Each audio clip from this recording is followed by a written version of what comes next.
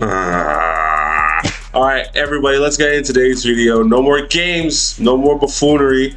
Let's go. And if you want to know the best way, then keep watching. It's Saturday in Dallas. This is episode 2 of Trying to Find Husbands in the Wild. We're in Knox right now. We just walked the trail and got a mama bowl, and now we're just walking around. Okay, before we get into this buffoonery, this female debauchery, let's get one thing straight, guys. You're trying to find husbands, but you're dressed like you're going to the gym. What? What do you mean? Explain to me how that even makes any sense. Like, you know, like, okay, let's get into the real. Let's get into the real quick. If I'm gonna go catch a lion or a tiger in the wild, correct? I need to have the proper gear, the proper equipment, the proper bait. I need to understand their hunting patterns. I need to understand when they're awake. Are they nocturnal? Do they come out during the day? Are they in packs? Are they solitary animals? You see how much information and research I must do before I just go out into the wild and start hunting big game? Huh? Do you see? You're telling me you're gonna go find a husband, but you don't even have any of the prerequisites needed to find a husband. If some girl approached me, she's wearing this teeny bopper outfit, saying I need a husband, dude, I'm gonna slap those sunglasses off your face. Shut up.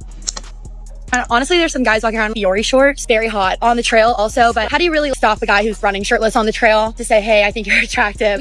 Are you single? Healthy eye contact. Come with me to go husband hunting on the Chicago lakefront. I've had a ton of people, boys and girls, commenting on my videos that we will not find our husbands in Chicago at a bar, so let's go try out walking up and down the lakefront, see if we run into anybody interesting. The problem is when modern women say they're looking for a husband, especially when they're in their late 30s.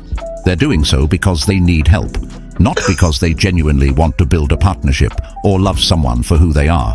By that stage, many of them have spent their prime years partying or pursuing fleeting relationships. Bro, Cosmic Verse, you're 100% correct, bro. By the time they're in their 30s looking for a husband, nobody wants a 30-year-old white bitch who's for a husband, bro. That's a lie. Nobody wants a husband like a wife that's 30, in her 30s, mid-30s. Like, are you crazy, dude? The chances of being able to have children are so diminished. It's just nothing but complications. You're gonna make everyone's life so complicated. Both people, we're trying to have a baby. We're trying to have a baby. We gotta take the hormones. We gotta take the hormones. Oh, it's not happening. Miscarriage. Miscarriage. Is it my fault? Is it your fault? Do you not have enough semen? What's going on? It's like, dude, just nothing but problems. Okay? You decided in my 20s it's gonna be a hot girl summer. Hot girl decade. Okay? Hot girl decade? Yeah, well, at the end of it, at 30, you're rotten goods, fam. You're rotting already. The flesh is falling from the bone. Falling off the bone is raw meat. The raw meat is spoiled.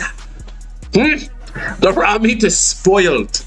Oh my God. All the good men that were supposed to be in her life, she rejected them. They were too nice. He wasn't fun enough. He didn't have enough ambition. All these air quotes. All well.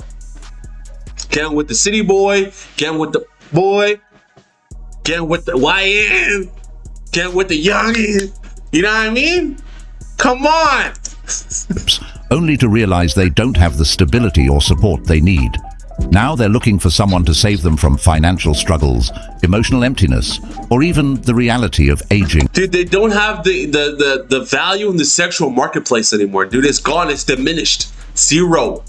As women age, their sexual marketplace value diminishes. As men age and continue to have and increase their position in business and life, their sexual marketplace value increases. This is how it goes, all right? Alone, it's less about love and more about convenience. There wouldn't be a bunch of women hunting men to marry them if they were feminine women. I am 24, almost 25 years old, and I've never been in a serious relationship, and the dating apps are not working for me. Because eventually I would like to be dating someone and get married, like obviously down the line, but like I need to start putting in some effort to get to that point. So I'm trying to force myself to go on more frequent outings by myself, just to like get myself in a situation where maybe I could organically meet someone. So that's what I'm doing today. This one might get me into a lot of trouble, but if you as a woman think that saying, where are all the good men? Or good men are few and far between, good luck finding one. If you think that will help your cause, as if it brings you closer to finding a good man, it will actually do the exact opposite. Because when a good man hears a woman saying this, it only confirms to him that she is not so unlucky that she's never run across a good man. It's that she doesn't value the good men that she's run across. But here she is, playing victim, which really, really, really annoys him. That's correct. Many women who scream, "Where are the good men?" have already had plenty of chances to secure that man, but chose to ignore him. They overlooked or dismissed him when he wasn't flashy enough. What did I just say 2 seconds ago, dude? I literally just said this. Like, you gave all your good years to the youngins. You gave all your good years to all these people that didn't deserve it, dude. It's got everything. All the boys got everything, dude. Okay? Like, you guys are crazy. This is what women don't understand. It's like, and then they're the first ones to start making videos at 30 saying men don't want them. Dude, what? Didn't have the status they craved, or didn't fit the bad boy image they were chasing.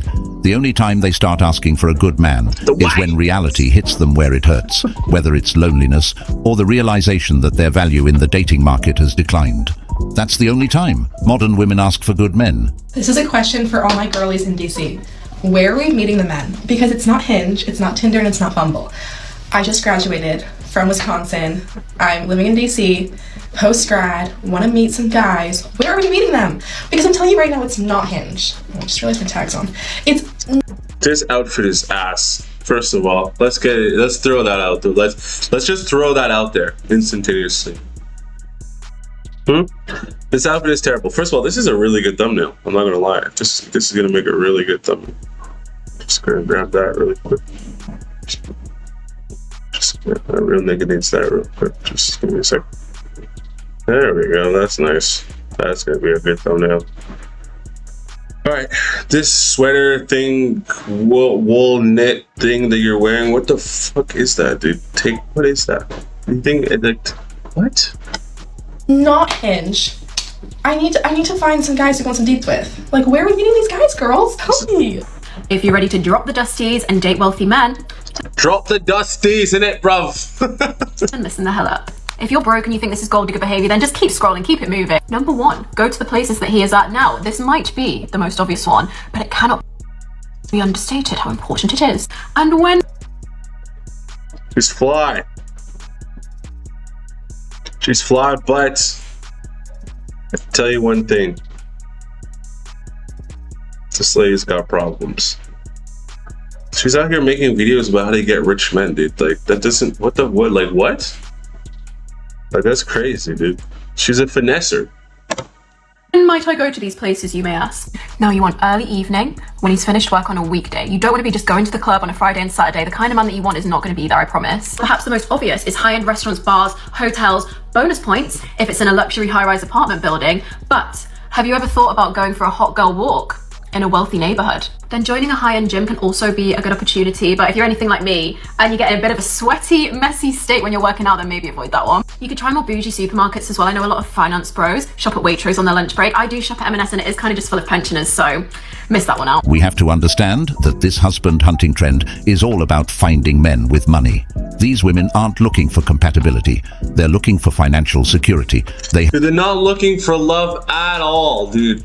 Remember when I just stated about knowing what your prey you're hunting for, like studying what it is you're hunting when you're going to do big game hunting? Think about this for a second. The fact that she has all this information in her noggin about places where the rich men could possibly be, where to go, like, that means that this is something that she is doing periodically, okay? This is something that she does day in, day out. She's probably snagged a couple rich men, because you don't just do it one time, okay? And then have all the facts. This is something that she's repeating over and over again. So if this is a habit that she's repeating consistently over and over again, you have to ask yourself, okay, so you found a rich man a couple of times. Why is it that you are not keeping these rich men? Why is that? You know how to catch the tiger, you know how to catch the lion, but for some reason, whenever you come back to the traps the next day, the meat is gone and the cage is busted wide open.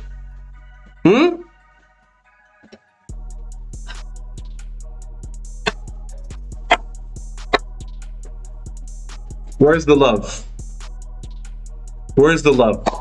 Cue Black Eyed Peas. Where's the love? Cue it. Somebody play that record for me right now. Have a specific list of men they target. Men in finance, men who work in banks, doctors, lawyers, entrepreneurs, or anyone with a stable and lucrative career. It's all over TikTok, by the way. It's a calculated approach, driven by their need to secure a comfortable lifestyle after years of independence or poor financial decisions. They see these men as providers or even as a retirement plan rather than as partners. These women are desperately in survival mode. This video is for the single girls in New York City. I have cracked the code. We are no longer doing dating apps. What, dude? This bitch has a full belly. In survival mode. This video is for the single girls in New York City. I have cracked the This shawty has a full-on belly. code. We are no longer doing dating apps. I deleted all my dating apps. I'm now every Saturday morning coming to Central Park, grabbing a coffee, grab my best friend, walking, You're gonna grab this bocce boy to go find you some finance niggas? and seeing all the hot guys that are training for the marathon. Can someone tell me why guys just aren't trying anymore? No, no one's trying. You're wearing blue ass hair, dog. Like, I'm not saying that having the blue hair is a problem. Okay, I enjoy a girl with different colored hair, but once we're dating, okay, then I can say, yo, change your hair to pink, change your hair to blue. I like that. That's hot. But to walk around in public like that, that's crazy, dude. You're only gonna attract a certain type of dude, the man who likes to play Neopets. Sure, I can explain that. It's because a lot of women, or rather I should say, the loudest women out there, have actually demonstrated quite well that there's nothing worth trying for. They can't even take us out for like a simple date. I keep seeing on the internet how everyone keeps getting treated. Really? Everyone? And I'm just like, can't even get the bare minimum? But what exactly constitutes the bare minimum? No one can seem to come to a consensus on that. So that is a large part of the problem. Some individuals think that $200 first dates are the bare minimum, while others are actually just satisfied with coffee. So some really have to make up their minds. And it's really sad that it's like a universal kind of experience. No, it's really not universal, because a lot of women are having absolutely no problem at all dating, while others seem to be having quite a time of it. Interesting. Y'all are just on the internet crying, dude. Wow, that's the end of the video, because every single time today is just going to be somebody at my door giving me nonsense. So that incident.